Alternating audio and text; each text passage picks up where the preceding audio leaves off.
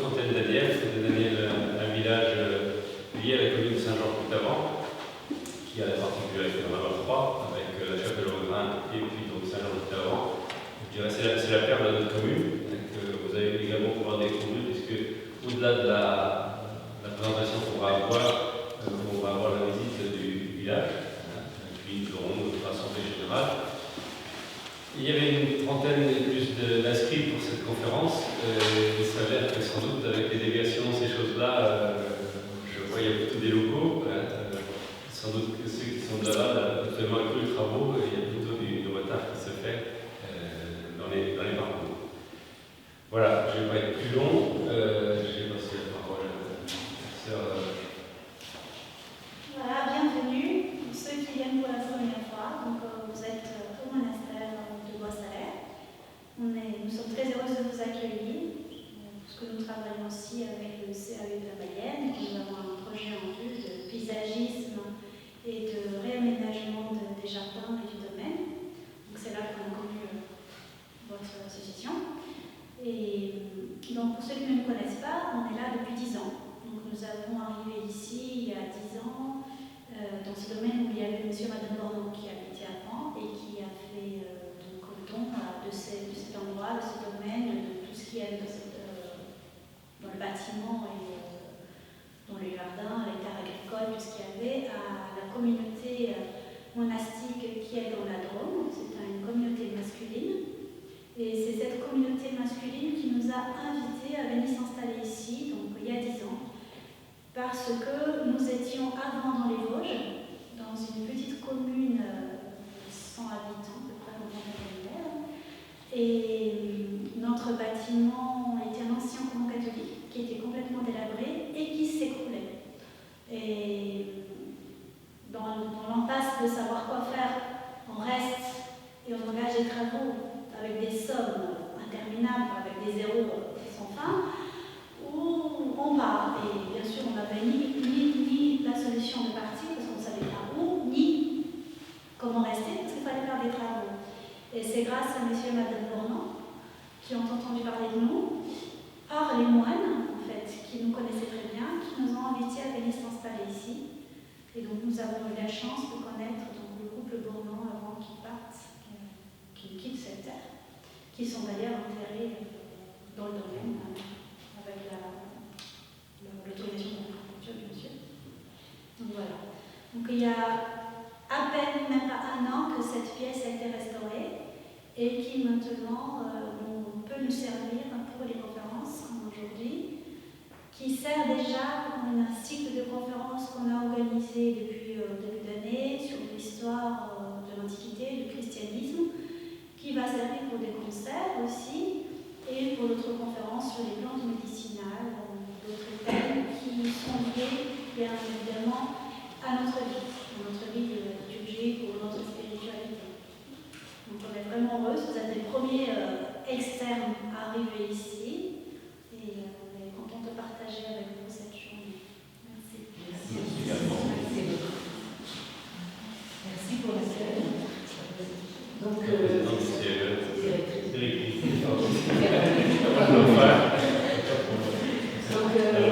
est heureux de vous accueillir cet après-midi autour d'une conférence qu'on a intitulée Paysages récoltés, formes d'exploration créative du territoire, parce que ça va vous raconter ces 2 travaux qui vous raconteront des histoires, des récits sur les territoires qui ne sont pas en Mayenne, mais pas très loin de la Mayenne, un peu plus loin. Cette conférence est organisée aussi en partenariat avec la Maison d'architecture des Pays de la Loire de Nantes, à laquelle nous sommes aussi partenaires. On essaie de faire des actions ensemble. Donc on va peut-être après laisser Marie introduire au fur et à mesure les différents intervenants. Merci à vous d'être présentes aussi, que des femmes, mais voilà, cet après-midi. Et puis, ça se passera en 2 temps. Donc, il y aura 2 temps pour présenter 2 travaux artistiques très différents, mais dans une même idée. Et puis ensuite, on passera sur une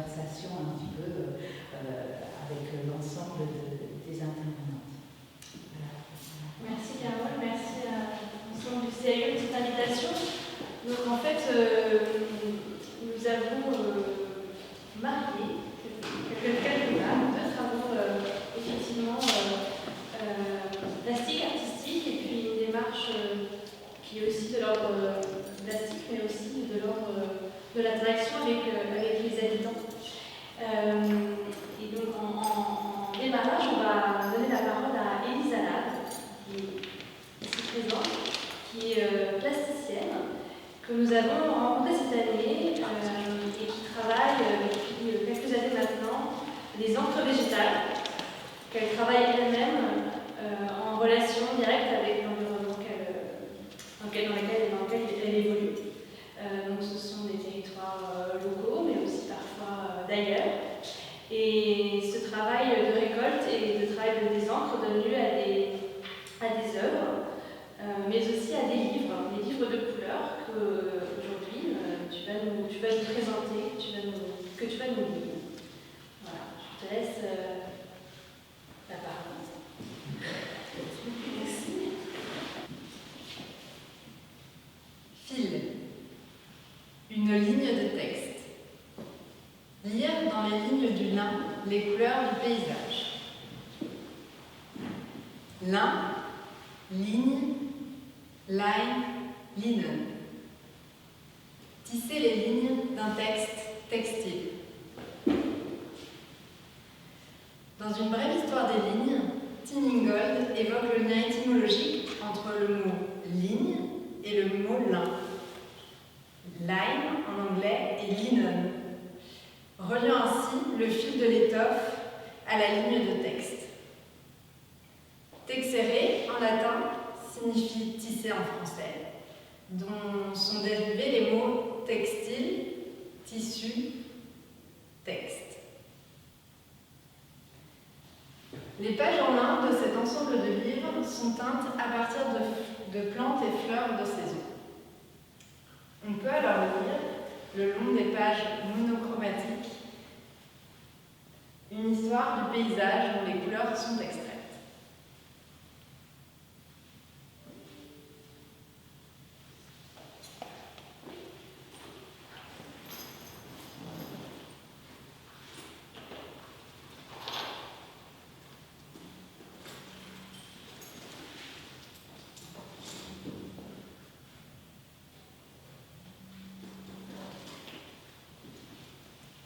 Il y avait une grosse branche de saule cassée au bord du canal.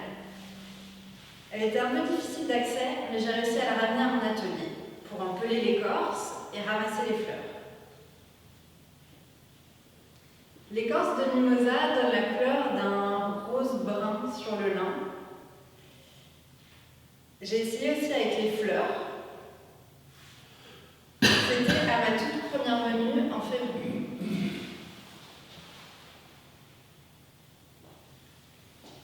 Derrière les bâtiments municipaux, il y a un saule. Je vais ramasser les branches de saule et j'en fais une infusion de retour à mon atelier. Pendant plusieurs jours, l'atelier embaume l'odeur de saule. Quelques mois plus tard, je retourne au même endroit et un peu avant d'arriver, je sens l'odeur du saule avant de le voir.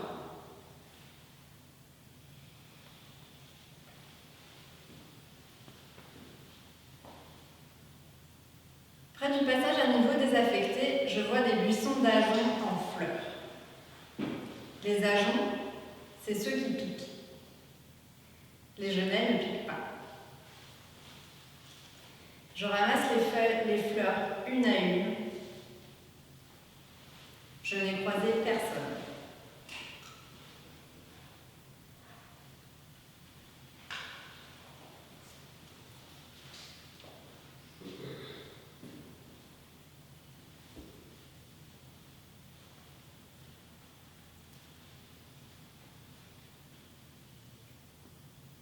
Les feuilles de saule touchent les feuilles de rose. Les unes tombent et les autres s'élèvent. La ronce donne un noir puissant et le saule un jaune clair.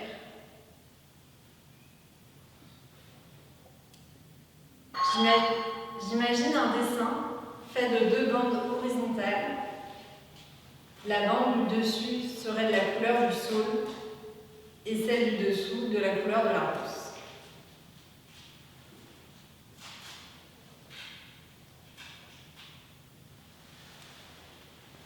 Dans une venelle, j'ai trouvé de la kélidoine. C'est de l'herbe à verrues.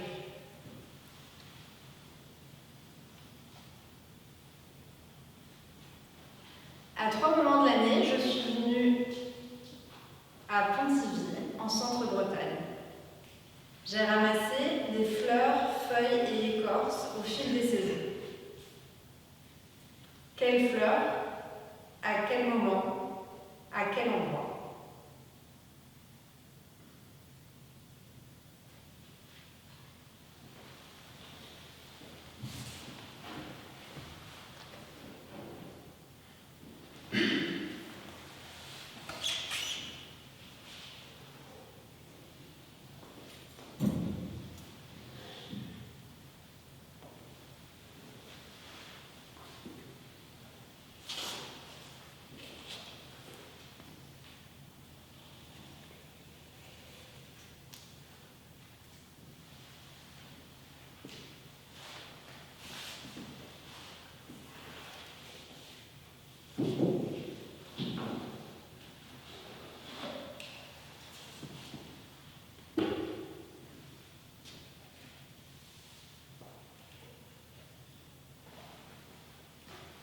Pour notre premier rendez-vous avec le groupe, on fait une promenade le long des sentiers du Lin avec François Bouget.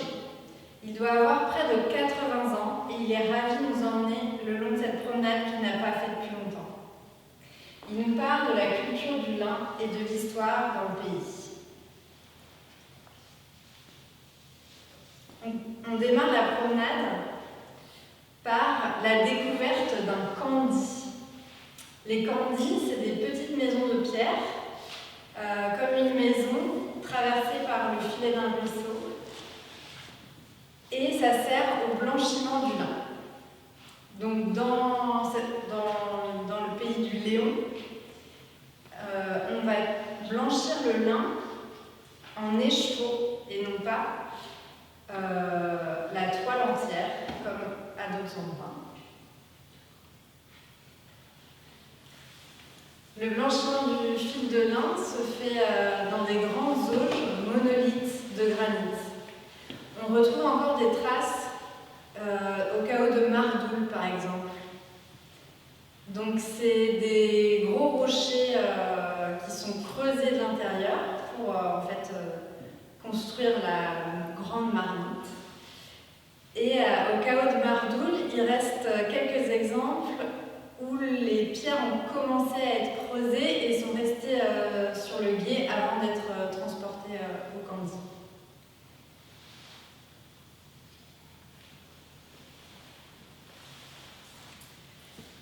Un peu plus loin, on découvre les vestiges d'un village de tisserands. Donc les différents points de travail sont assez proches les uns des autres.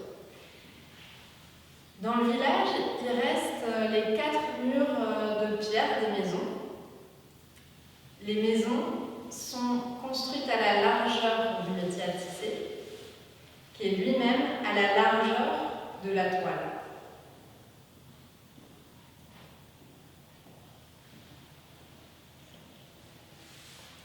De retour au jardin, on commence à préparer la terre avec les jardiniers. Le jardin est en pente et il descend vers la rivière en contrebas. On va travailler dans des jardins qui sont en escalier.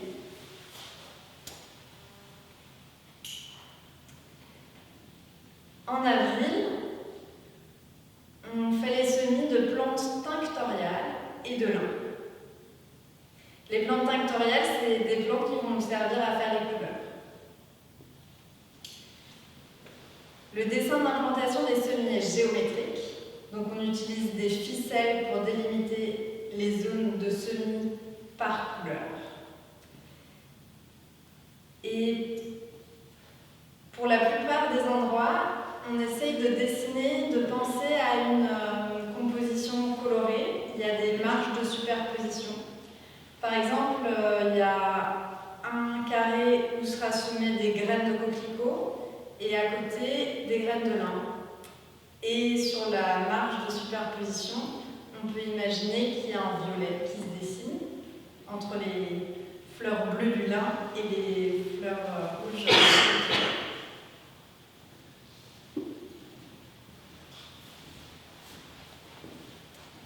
L'étymologie du mot géométrie signifie la mesure de la Terre, donc géo la Terre et métrie mesure.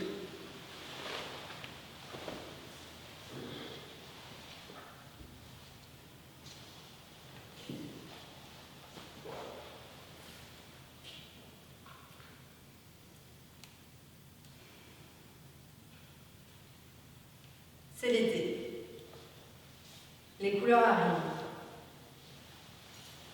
Les graines de lin teintent dans leurs capsules.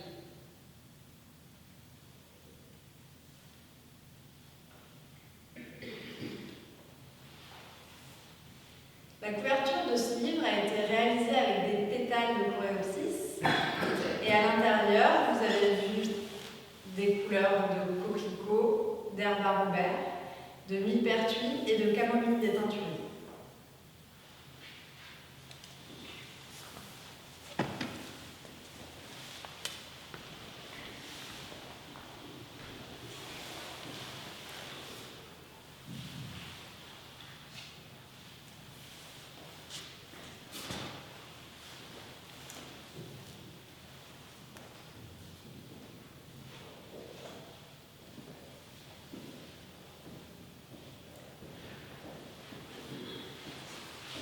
Commencez à arpenter le quartier pour essayer de comprendre le territoire. Alors, il y a des grands axes de périphérie de ville, des routes plus tranquilles et des chemins piétons parmi les immeubles.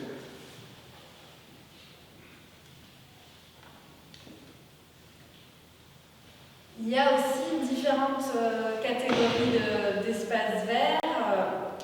Il y a les jardins partagés du Croissant,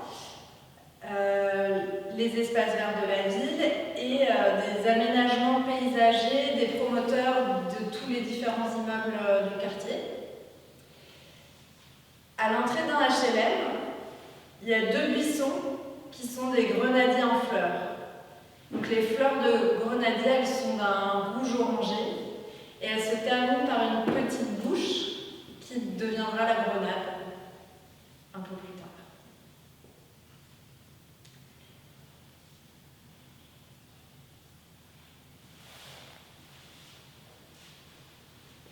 On passe devant un alignement de chênes lièges. Ils sont tout jeunes et l'écorce des chênes lièges est moelleuse. Ils font à peu près 20 cm de diamètre.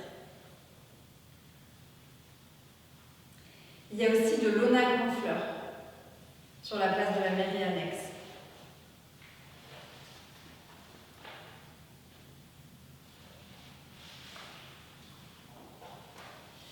Il fait chaud. On est en mois d'août, dans le quartier de la Bottière-Pinsec, à Nantes.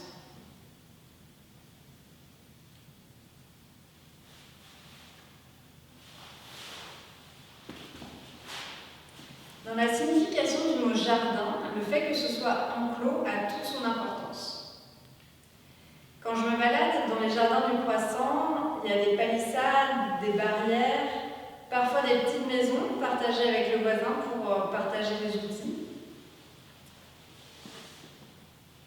Et je vois une touffe de tanaisie qui dépasse de la barrière d'un des jardins.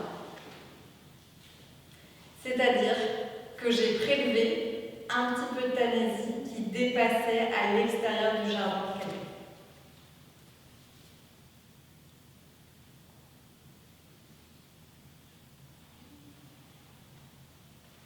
Sur un des chemins piétons,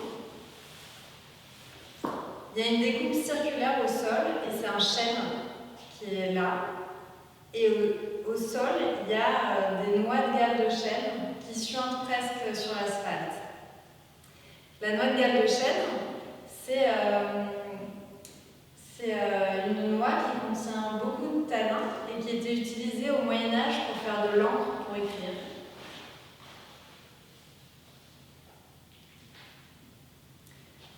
Quand on la mélange avec une solution ferreuse, ça donne un noir bleuté.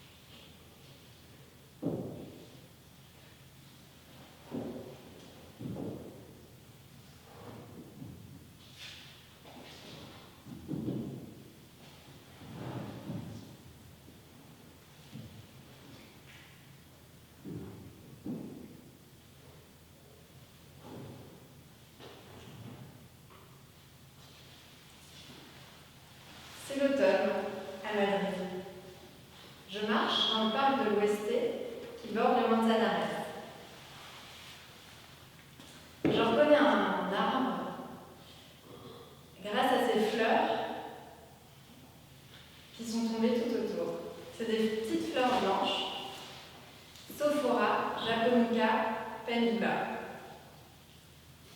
C'est un arbre qui vient de Chine, Sophora japonica pendula, et il a été importé en Europe par un botaniste français au XVIIIe siècle. Sophora japonica pendula. Son nom vient de l'arabe asfar, qui veut dire jaune.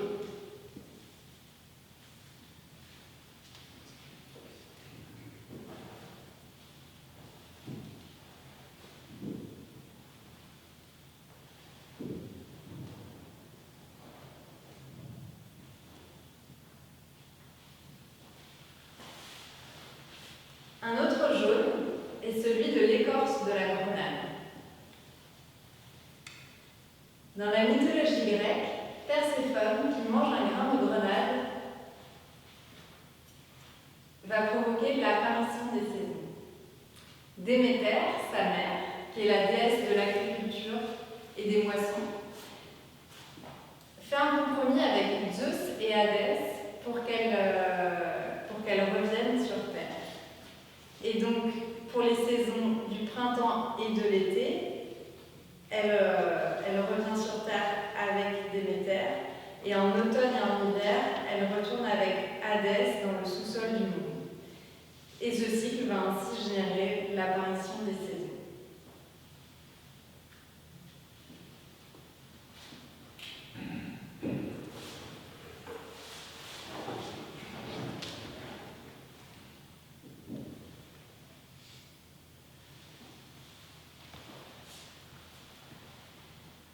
Le brou du noyer est séché avant d'être broyé au mortier. Ça donne ce brun caractéristique.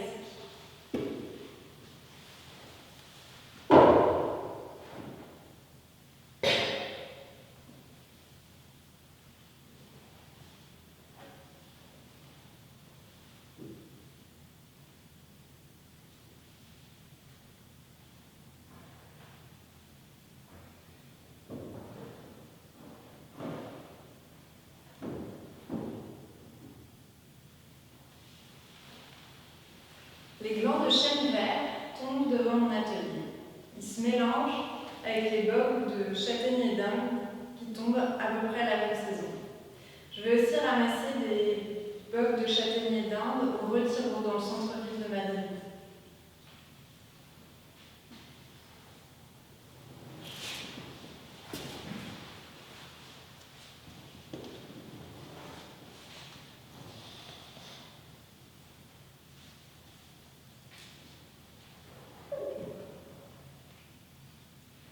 Après avoir visité les parcs et jardins de la ville de Madrid, je vais à la rencontre des jardiniers des jardins citoyens.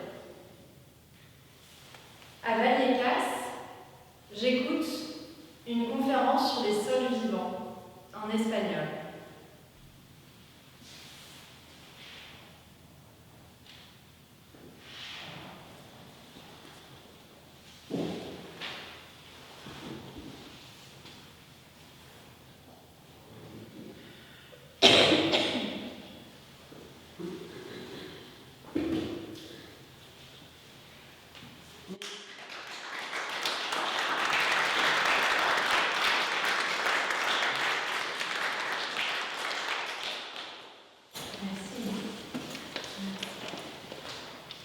Le dernier livre qui a été présenté est ta dernière création, à l'issue d'une résidence que tu as pu réaliser grâce au département Nord-Atlantique et à la Casa de Velasquez et l'Institut français à Madrid. Et donc tu as passé 3 mois à la Casa de Velasquez où tu as fait ces récoltes, fait ce travail de recherche autour des couleurs, mais aussi des formes des jardins et des ornementations, et aussi des différents dispositifs liés à la fenêtre. Donc voilà, et ce travail a été présenté à la Maison d'Architecture ces derniers mois, et ton travail sera présenté cet été à l'atelier à Nantes. Voilà, si vous avez envie de suivre Élise, c'est l'occasion, c'est une activité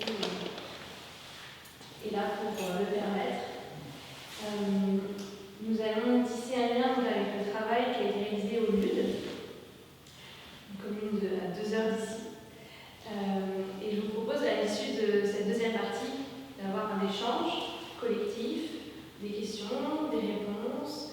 On va aussi donner la parole à des invités qui viennent du LUD pour aussi parler de la démarche de résidence. Voilà. Donc, je propose de revenir un peu après sur le travail d'Élise et cette transaction.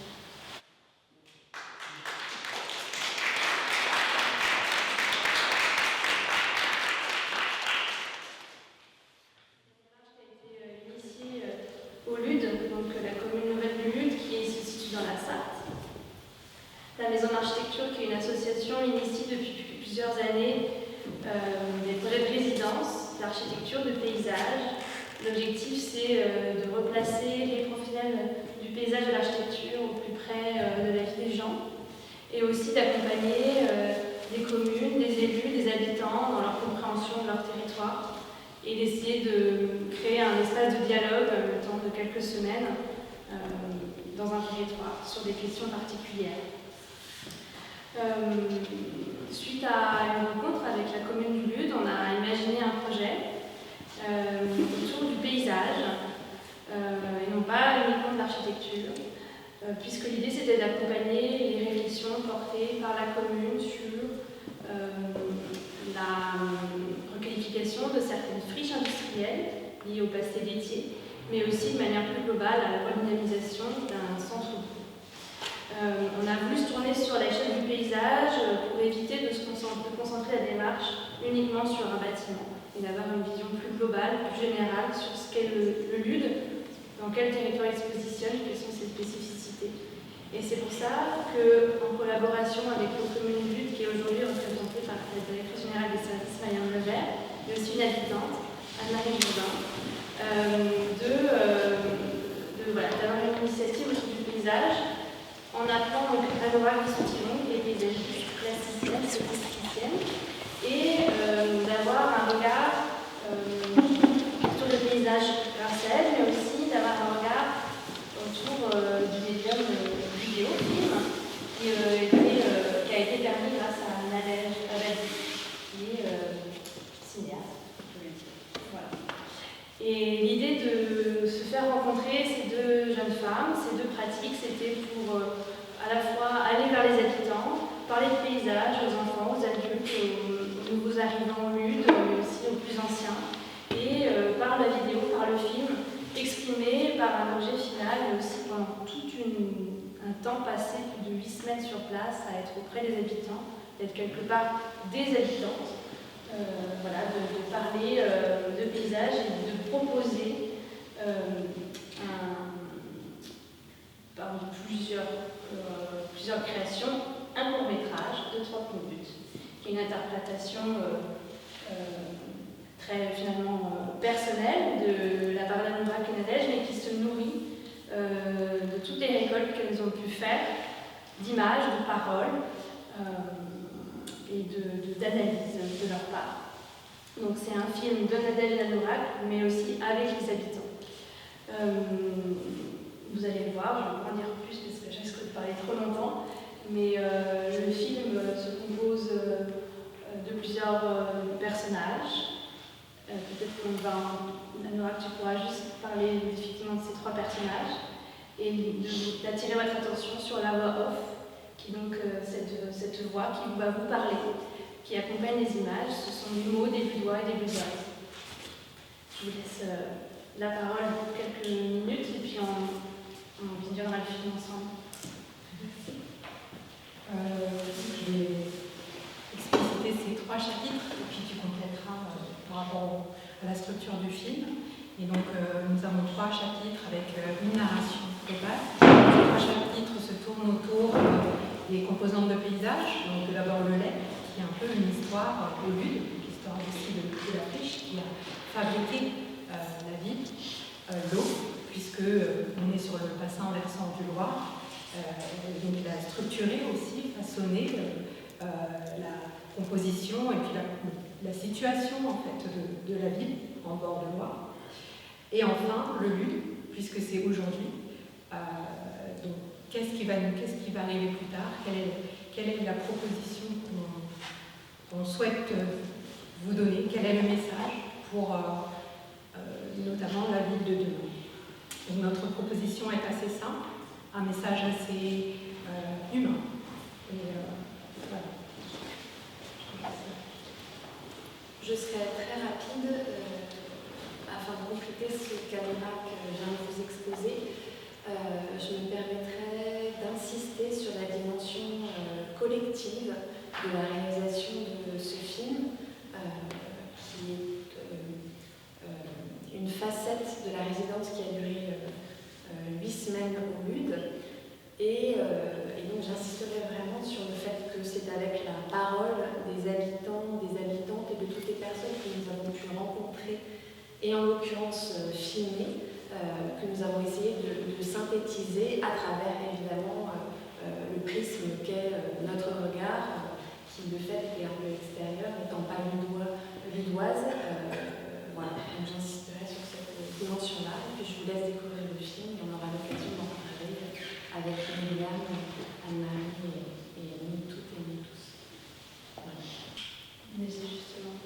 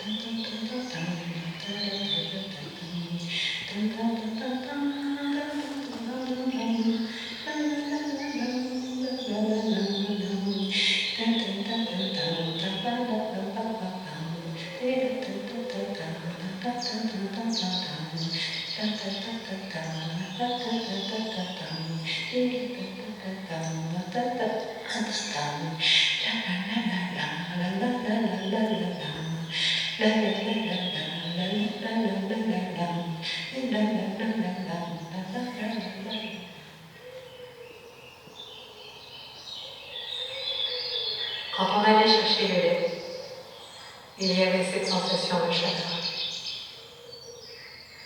cette odeur en marchant avec son pot métallique muni d'une rose, en remontant la plaine, en courant, chatouillé par de hautes graminées.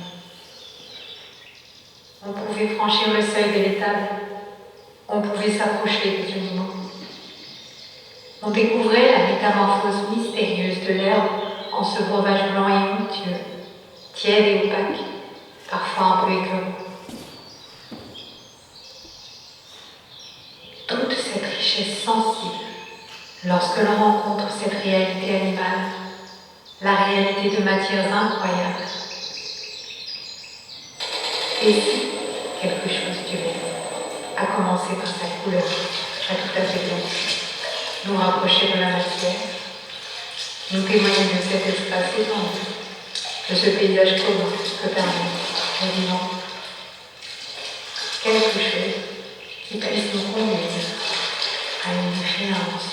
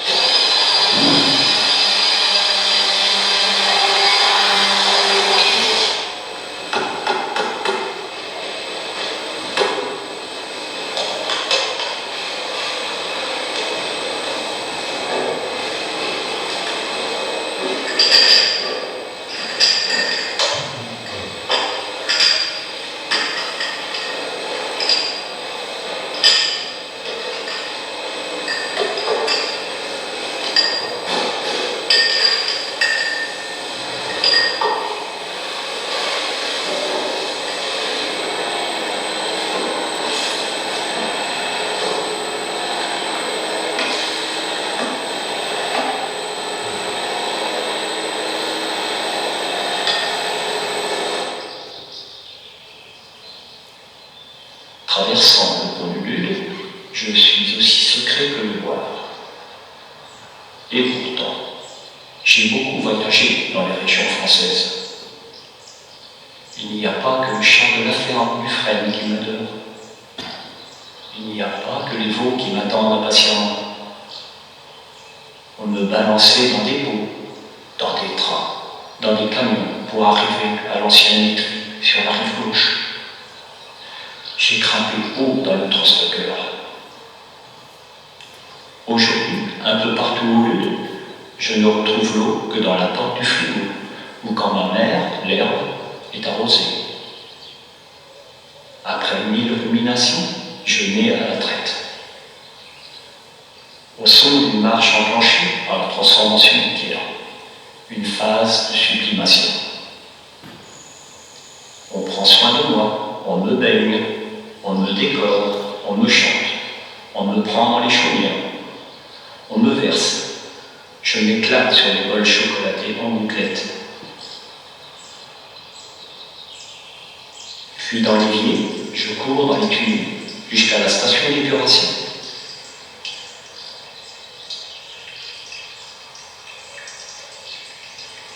On me métamorphose avec mes autres comparses, plastiques et organiques, pour rejoindre ma mère, l'herbe.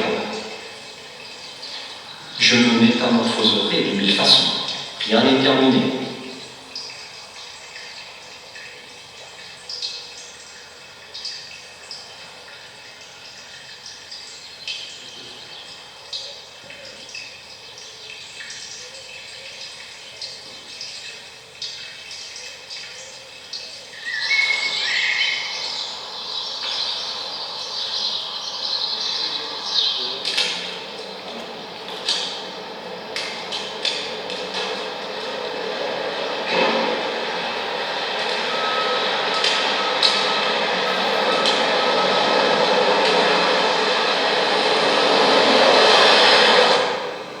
Je vois des changements, des fleurs violettes.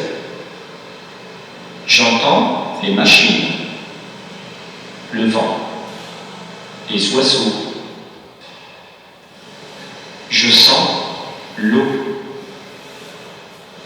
l'air frais, les gravillons chauds. Je touche mes camarades, des feuilles. Je n'aime pas l'abandon. J'aime ce que l'usine faisait avant. Je récolte une tige de fleurs fanées, du métal. Je dessine les portes 5 à 8 de l'ancienne laiterie.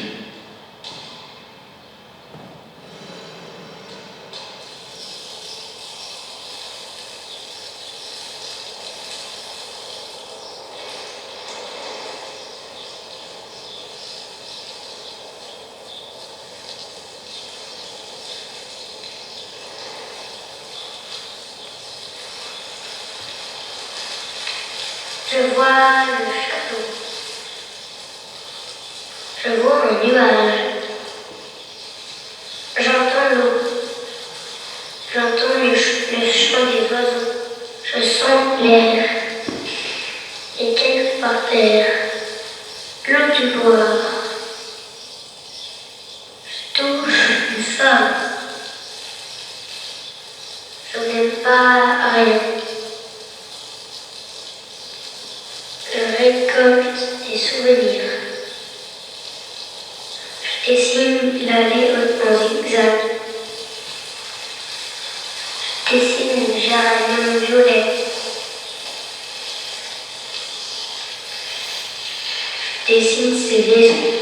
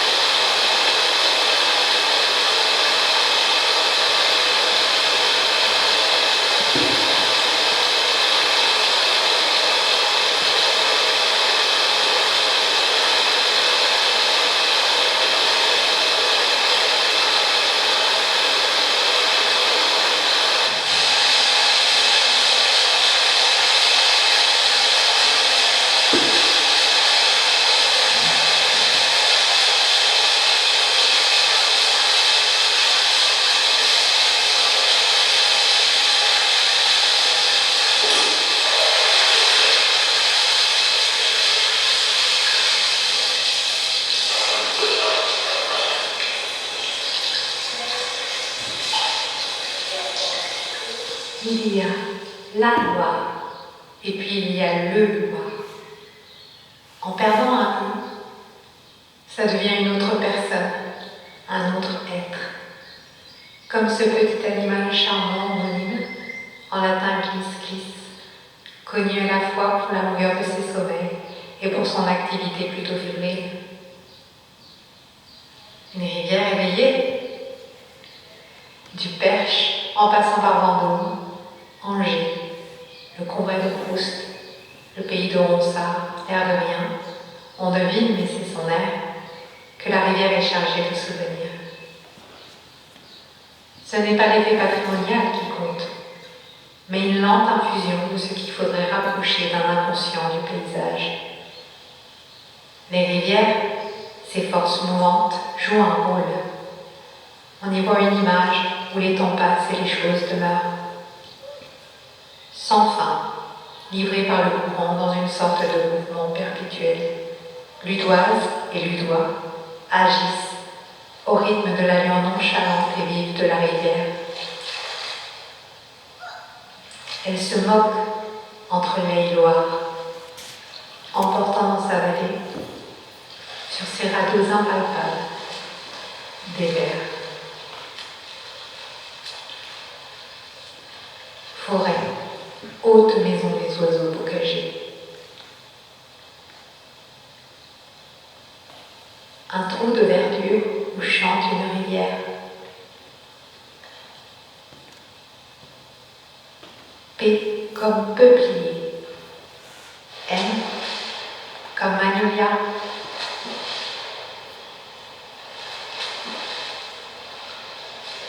Autant. Suspend ton vol. Et vous, heure propice, suspendez votre cours. Laissez-nous savourer les rapides délices des plus beaux de nos jours. Assez de malheureux ici-bas nous implore. Coulez, coulez pour eux. Prenez avec leurs jours les soins qui les dévorent. Oubliez les heureux.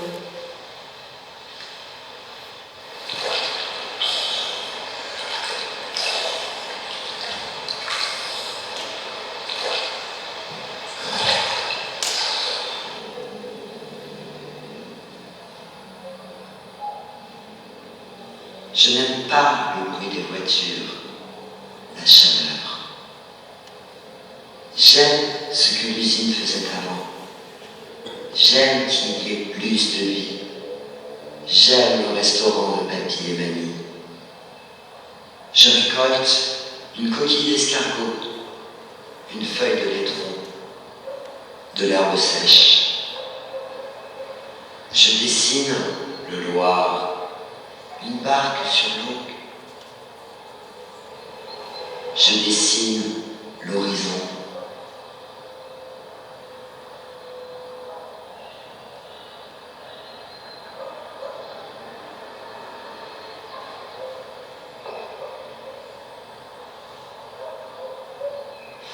Je suis né aux abords du Perche, à 200 mètres d'altitude, et je mesure 316 km. J'aime me blottir entre mes sœurs, Loire et Sarthe, pour vous regarder. Je vois des menhirs. J'accueille des temples gallo-romains, des châteaux, des chapelles, des fermes, des moulins, des habitations à toutes ondes. Ce furent les premiers seigneurs du Lude au XIe siècle qui m'ont dévié. Vieux Loire. Jeune Loire plutôt. Je sens les années sable, genêts et châtaignes qui sont restés au nord. Entre les barrages, les norias, je me suis divisé pour devenir un méandre irrigué de Malidor. Sur de mortes-ailes, de carrières, de marnières reposa le Lude. Moi, je chantonne entre les bocages, avec les vaches, les chevaux et les brebis. Je siffle avec le vent et le papillon entre prés et pâtures, non loin des vergers, non loin des ports. Il est heureux que ce port du Lude ait été oublié des cartes, me dit-on, car j'ai pu emporter avec moi quelque chose de précieux. Mon trésor, c'est votre quotidien.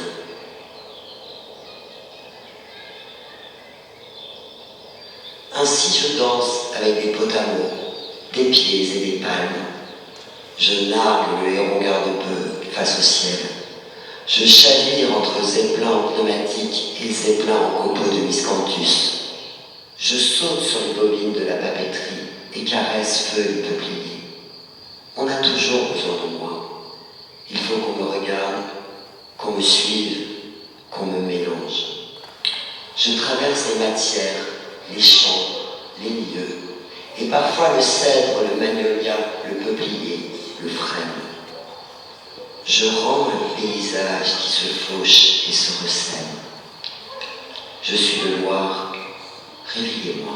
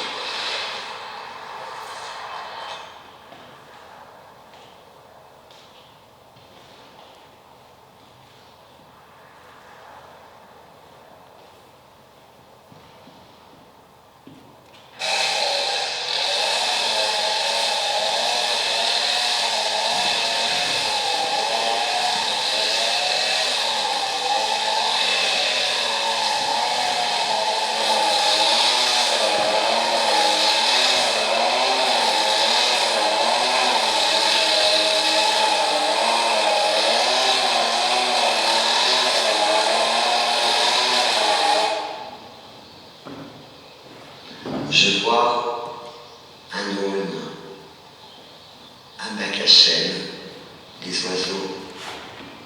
J'entends les machines, le vent, les grenouilles.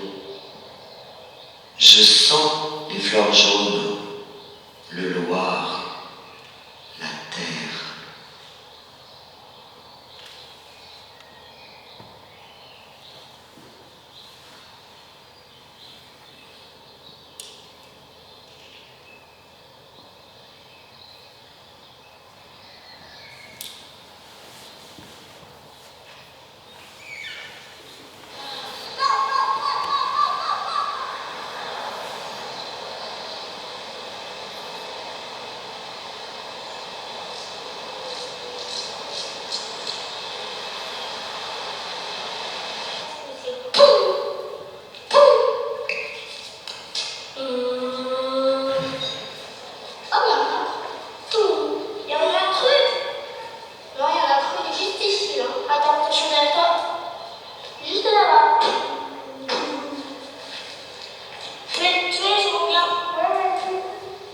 Le projet commence timidement.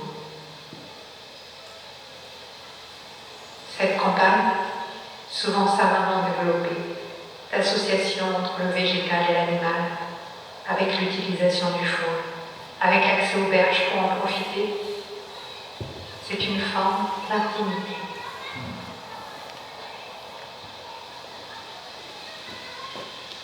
Allons plus loin, plus grand. Il y avait le lavoir, des jardins clos en hauteur, dans le même système de terrasse harmonisée.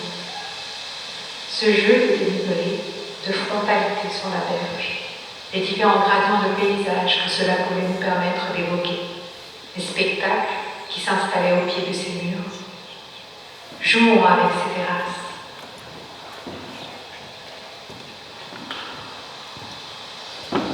Les projets sont encore des expériences qui deviendront des apprentissages pour envisager la suite. Comment ces lieux seront-ils habités? Les tilleuls et les aulnes vont-ils reprendre? Le bac à chêne va-t-il générer d'autres ouvrages? Vais-je danser avec le Loir? On ne sait pas. On sait qu'on ne sait rien. Mais on grandit avec eux. Décalons cette image. Gardons cette vie en faisant mieux que de la nostalgie.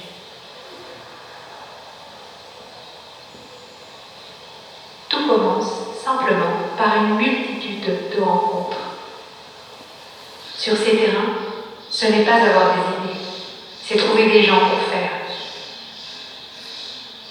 Tout se fabrique en œuvrant, en creusant, en ne se coupant plus du monde. Ce n'est plus la terre astronomique, mais minuscule, celle que l'on transforme en découpant, en écalant, en expérimentant avec nos corps. C'est vraiment tout petit, pas plus épais que l'épaisseur de cet écran. Et pourtant, est-ce qu'on l'entend? Est-ce qu'on la sent? Est-ce qu'on la touche? Est-ce qu'on la voit? Voir, être vu, écouter, réfléchir. Voyez,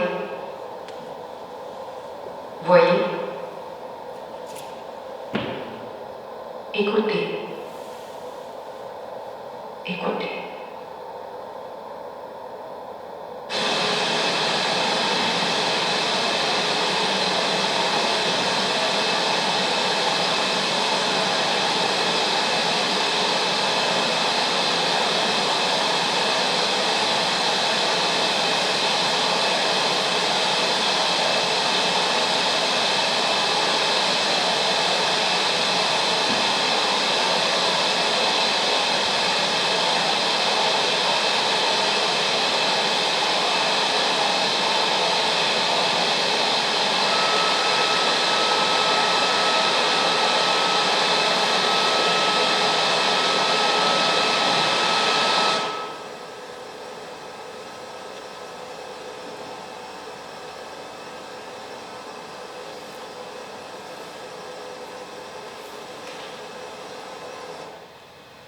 Je me cache derrière ce château qui rayonne.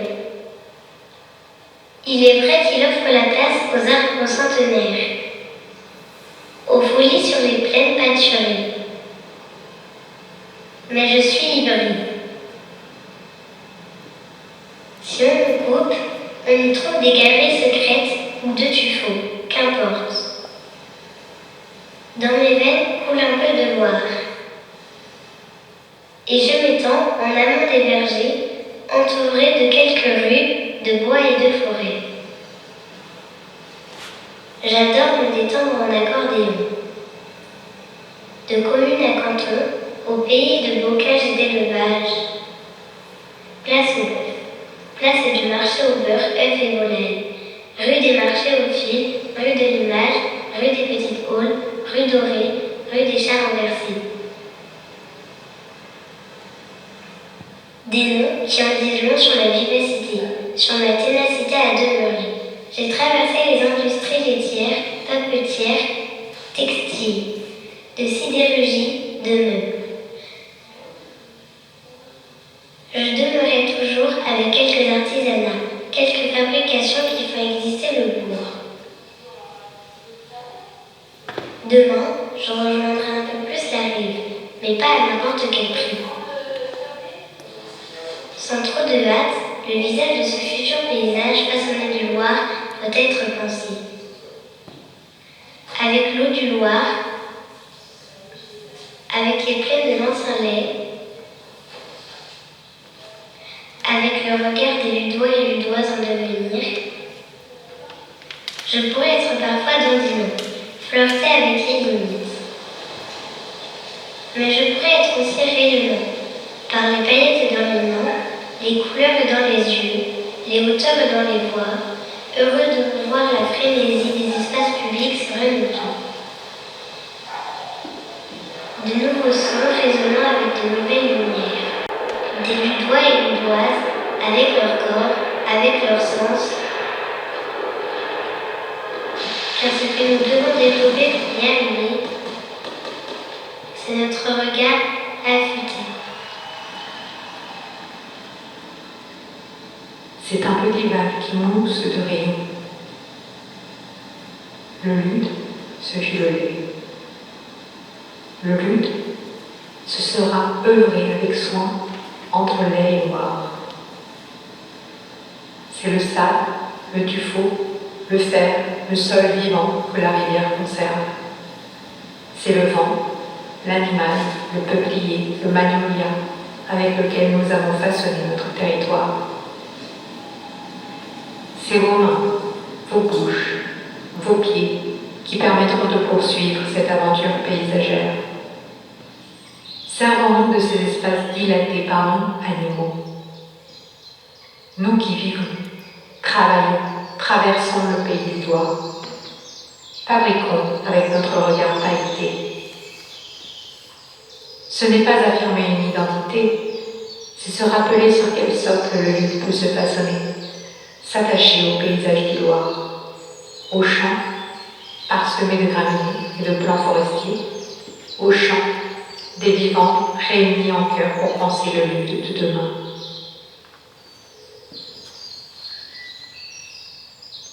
On ne mesure pas encore les effets de ces futures actions, mais il y en aura.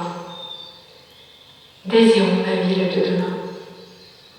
Car vivre sans désir, ce n'est pas vivre, c'est survivre. Des désirs pour sa ville, ça veut dire des projets pour elle, pour nous. Créons ce désir. J'aime, j'aime, j'aimerais.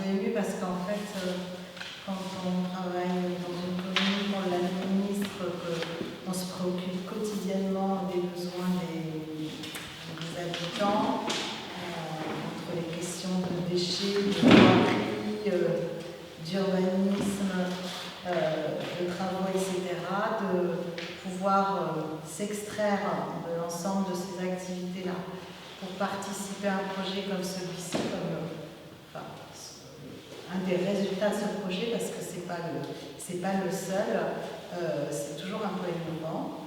Et je pense que c'est ce que raconte le film, c'est comment on a la nécessité dans nos territoires de se déplacer, de sortir de ses habitudes, de ses fonctionnements, pour regarder le territoire par d'autres prismes, mettre peut-être d'autres paires de lunettes, enfin peu importe l'image qu'on pourrait se donner, mais l'idée dans ce projet, vous avez pu le voir là, on parle surtout du paysage, c'est le choix qui a été fait entre la maison d'architecture et la ville du Lune. C'est pour ça qu'on a invité Anourak et Nadège à produire et à produire ce film et à accompagner cette résidence. parce qu'en fait, je ne sais pas qui connaît le lude ici, mais quand on parle de lude, c'est pas du tout, on ne s'attend pas du tout à ce genre d'image.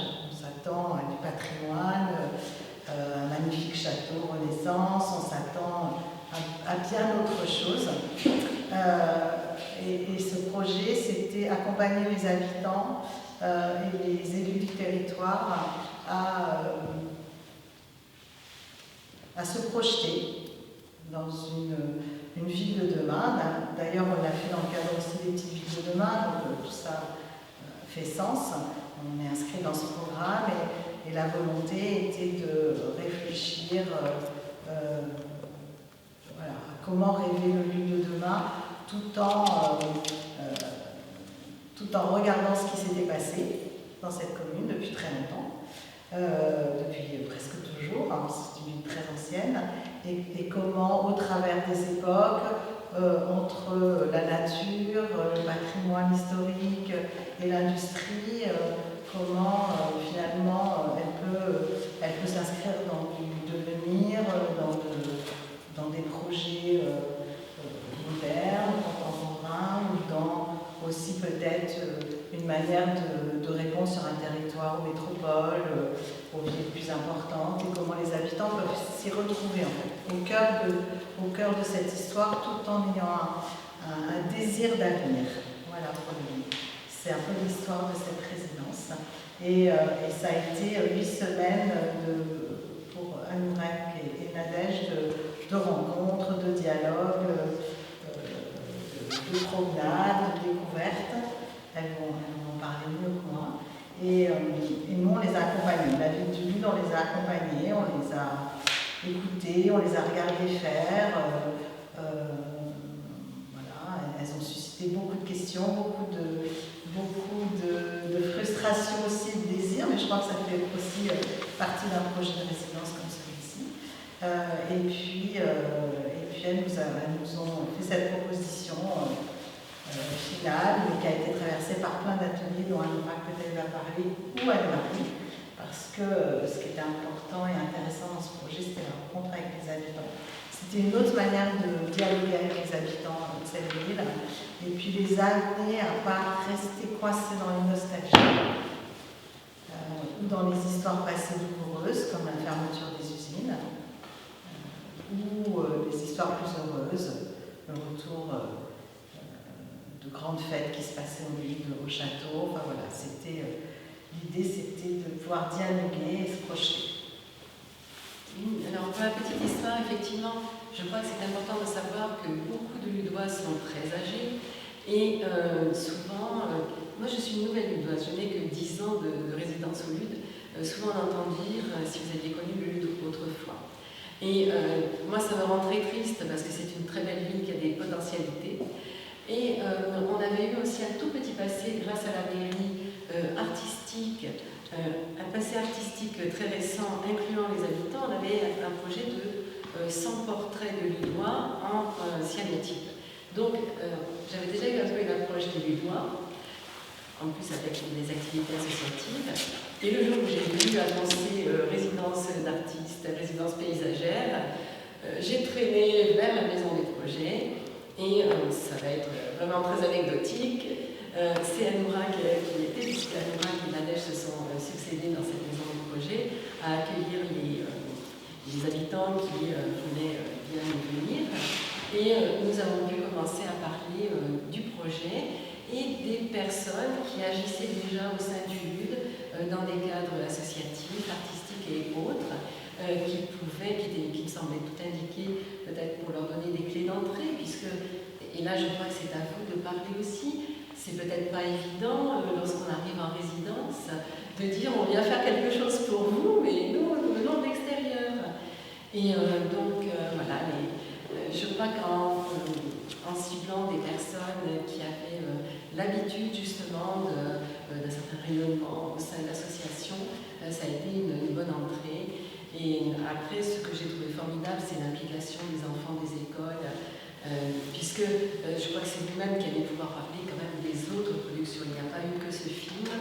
Il y a eu une très très belle soirée émouvante qui a eu lieu dans la laiterie, qui était condamnée depuis longtemps. Et d'ailleurs,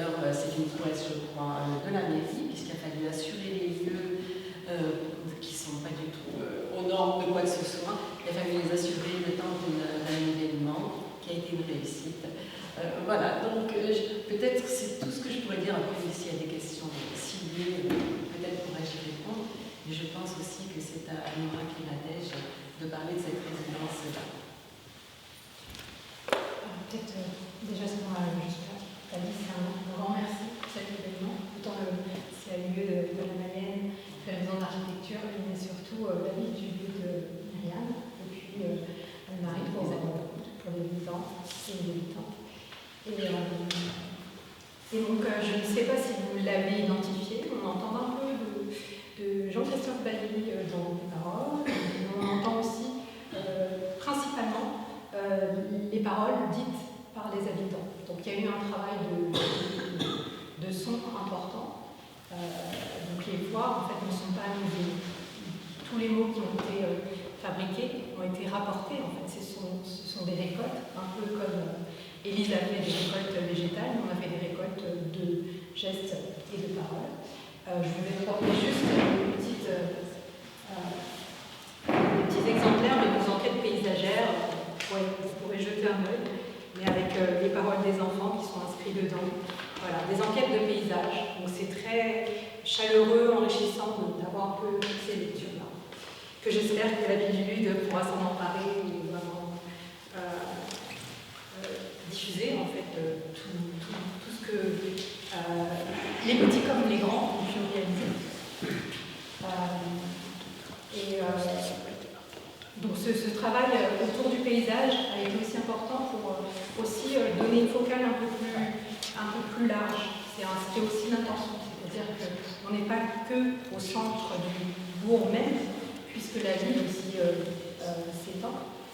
Il y a aussi toute une interaction entre les communautés de communes, finalement, du bassin versant du Loir, comme vous avez notamment l'équipe de l'immigration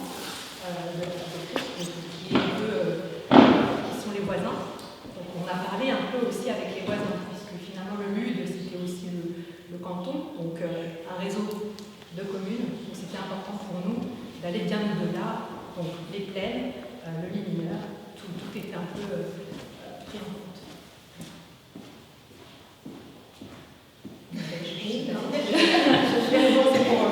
Je vais rebondir.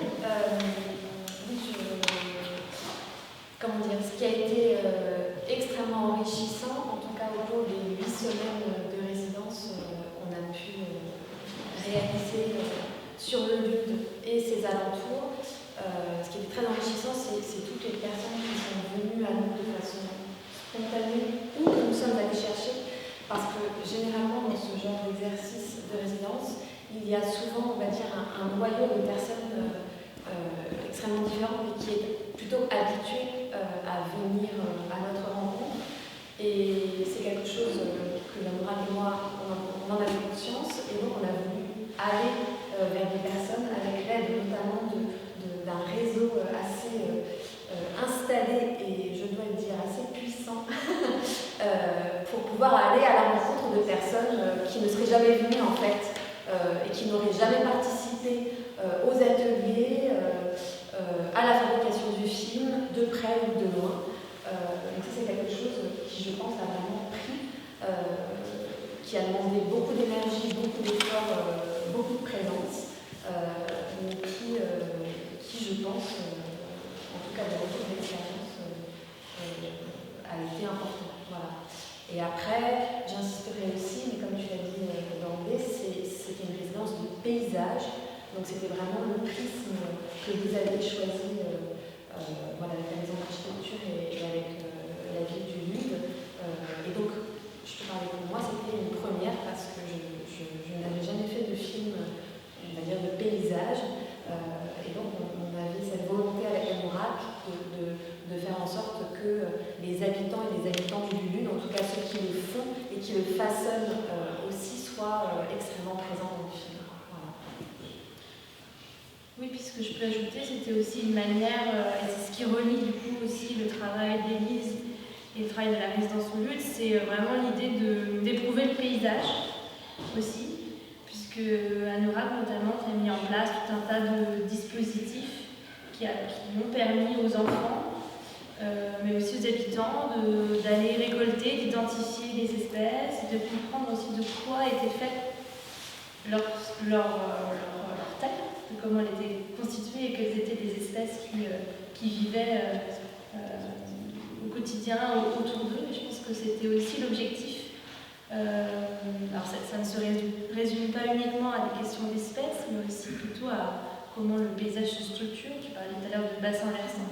Et je pense que c'est des notions aussi qui ont été amenées avec la résidence, qui permet aussi de mieux comprendre dans quoi on se situe et c'est vrai que bon, l'idée de finalement d'ouvrir le champ d'études au bassin versant, c'était quelque chose qu'on n'avait pas forcément imaginé et qui pourtant est important pour bien comprendre là quel territoire on appartient. Peut-être aussi, Elise, je te prends un peu au dépourvu, mais nous parler un petit peu de la manière dont aussi tu t'es amené à parler avec les gens, des espèces que tu connais et que personne forcément. Tout le monde ne fait pas attention, notamment je pense à la résidence à Gautière, par exemple.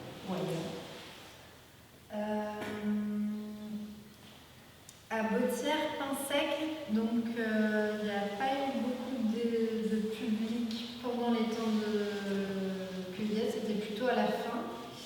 Et à Pontivy, avec l'association de l'Admissible,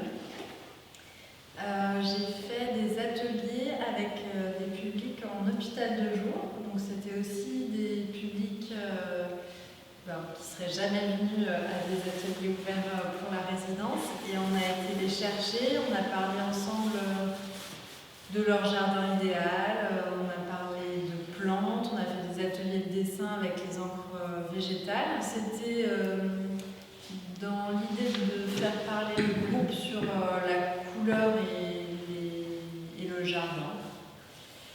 Et c'était des rencontres super touchantes, quoi.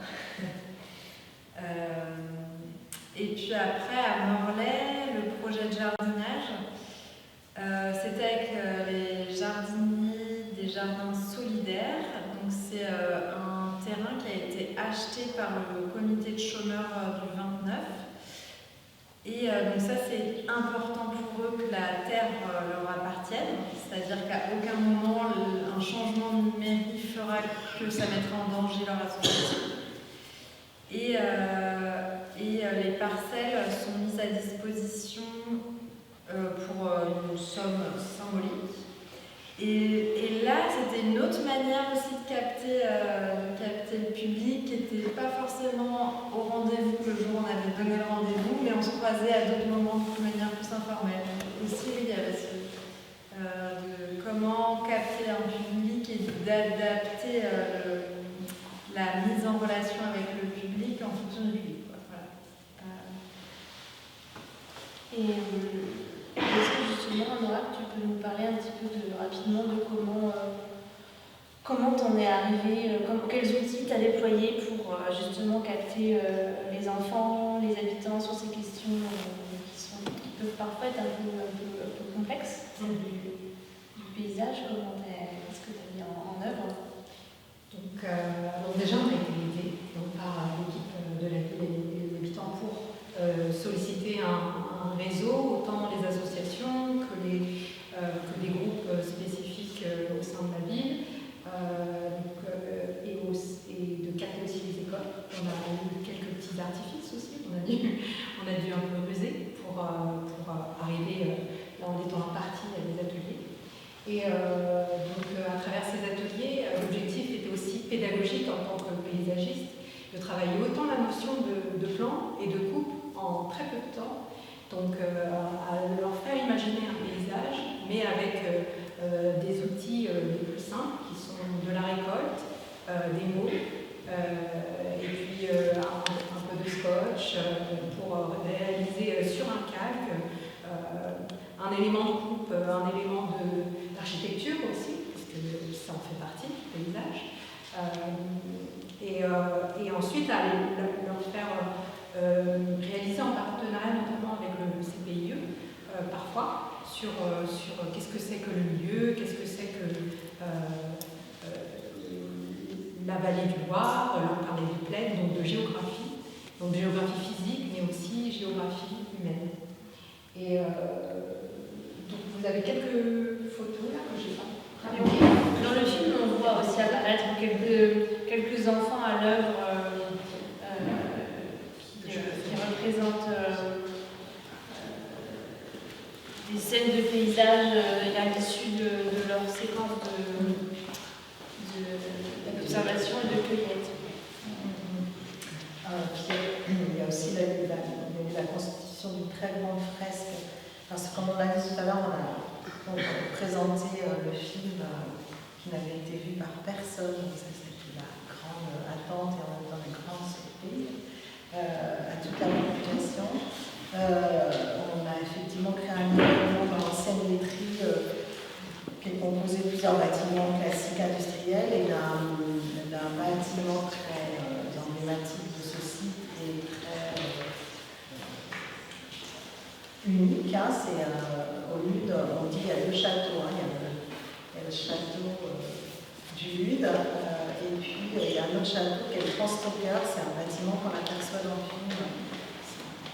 Un grand bâtiment tout en métal qui permettait le stock en fait granulé. Et c'est dans celui-là qu'on a fait la présentation du film. Alors c'était pas l'idéal pour le son parce que c'est un film qui a aussi un parti pris important sur la question du son et toute la richesse du son dans ce film. Peut-être c'était pas le bon lieu pour ça. Mais bon, voilà, en tout cas, pour les raisons pour lesquelles on a choisi ce lieu, là, ça a opéré, c'était de faire dialoguer le lieu de cette ancienne usine et tout un travail autour de la réalisation de ce film et des paysages. Donc ça, c'était très pertinent, par contre. Lors de cette présentation, Anorak a travaillé à une grande fresque géante qu'elle avait suspendu dans ce lieu, sur je ne sais pas combien de mètres de hauteur, mais c'était extrêmement impressionnant.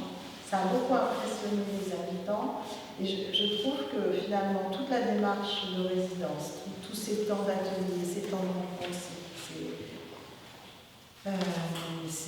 ces interrogations que les gens ont pu avoir, ces étonnements et les événements de présentation qui ont été multiples et qui, je l'espère, pourront continuer, ont permis de raconter une histoire et de raconter le début de l'histoire à venir du Lude et d'étonner les gens mais en même temps les capter et les intégrer dans les projets d'avenir de cette ville. Donc c'était, voilà, c'est peut-être un pari, on verra, mais parti pris de passer par le paysage, l'art, l'histoire et le cinéaste. Voilà, donc on a vu toute la qualité là. Je crois que ça, ce sont des paris qu'on peut faire dans nos communes et sur nos territoires avec les habitants. Et quand les élus ont cette audace, je crois qu'on peut les féliciter parce que ça peut être porteur, vraiment porteur, avec leurs concitoyens. On peut déplacer aussi la question politique grâce à des projets de résidence comme ça. Juste, surtout, on a disposé d'un lieu, en fait, avec Nadège, pour la coupe et tous les éléments. En fait, on avait un ancien salon de coiffure, c'est ça? Oui, qui était en fait, on a transformé en maison des projets. Là, en face de l'église, en face d'une ancienne librairie, et donc finalement, ça a capté l'attention. Donc vraiment, c'était un atelier ouvert, les gens passaient, se faisaient des questions, osaient rentrer, parfois pas. C'était très intéressant. Je voudrais donner une toute petite précision par rapport à l'importance de cette laiterie. En fait, il faut savoir que le fait que l'événement ait lieu ici, ça a sans doute permis de purger certaines douleurs. Parce que la laiterie a fermé il y a très peu de temps. Ça doit faire 10 ans. Et quand je suis arrivée, elle fonctionnait encore. Et en fait, beaucoup de personnes, évidemment, vous en doutez, les plus âgés, n'ont pas pu retrouver d'emploi. Donc, ils sont restés au Lude, ils ont eu soit une mise à la retraite, Voilà, mais donc c'était encore très douloureux et le fait de voir que quelque chose a été fait, quelque chose de gratifiant et qui leur permettait de revoir cette laiterie qui était quelque chose de très important pour eux puisque c'était leur lieu de travail et ils n'étaient pas entrés depuis 10 ans, hein. C'était complètement fermé. Voilà, c'est aussi quelque chose d'important, je crois, parce qu'il y a un sentiment douloureux ici dans la région de Saint-Denis, avec des fermetures dans tous les territoires. Et là, c'était le plus douloureux parce qu'il a touché un très grand nombre de familles et c'était le dernier en date. Donc, je pense que ça aussi, ça permettait de remonter autour de difficultés, de souffrances, peut-être, d'ouvrir vers quelque chose. C'est juste. Et je vous propose que ce soit le mot de la fin et surtout je vous propose peut-être que voilà, il y a certaines personnes parmi vous qui ont envie d'en savoir un peu plus, qui ont discuté soit avec Élise, Nadège, Joanne. Donc n'hésitez pas, le temps qu'on procède voilà, au déplacement, qui est un temps un peu informel et libre entre nous pour discuter, si ça vous va. Et peut-être, Carole, tu peux juste expliquer ce qui va se passer ensuite On a une guide qui nous attend sur la place du village, de Fontaine-d'Annelle, pour nous parler de l'histoire de Fontaine-d'Annelle et de nous faire visiter l'abbaye. Et après l'abbaye, il y a M. Panon, le directeur de l'usine, qui nous fera visiter à 17h30 l'usine avant l'Assemblée générale. Qui a lieu à 18h dans l'usine de soins de Nadège. Vous êtes tous cordialement invités. Par contre, on va aller vers le village, c'est le champ de voiture. En sécurité. En tout cas, c'est très enrichissant ce travail, c'est très beau. C'est vrai que le film de Nadège, ça mériterait d'être aussi dans des salles qui sont faites pour ça. Et, je pensais, il y a l'équipe ville de demain, parce que le but c'est une petite ville de demain, il y a peut-être un partage avec une petite ville de demain qui peut se faire. Je pensais qu'il y avait un cinéma, entre autres, à Léron, et un cinéma d'art et d'essai.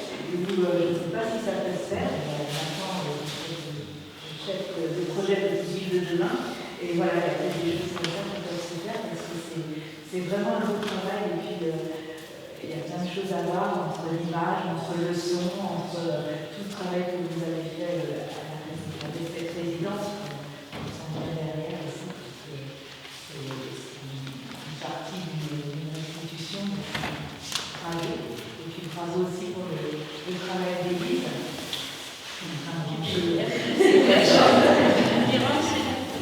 Bravo pour ce travail, bravo pour les couleurs et tout, quand vous racontez vos territoires, il y a plein de masters, mais aussi dans d'autres lieux de Fontaine-d'Annelle, il y a quelque chose qui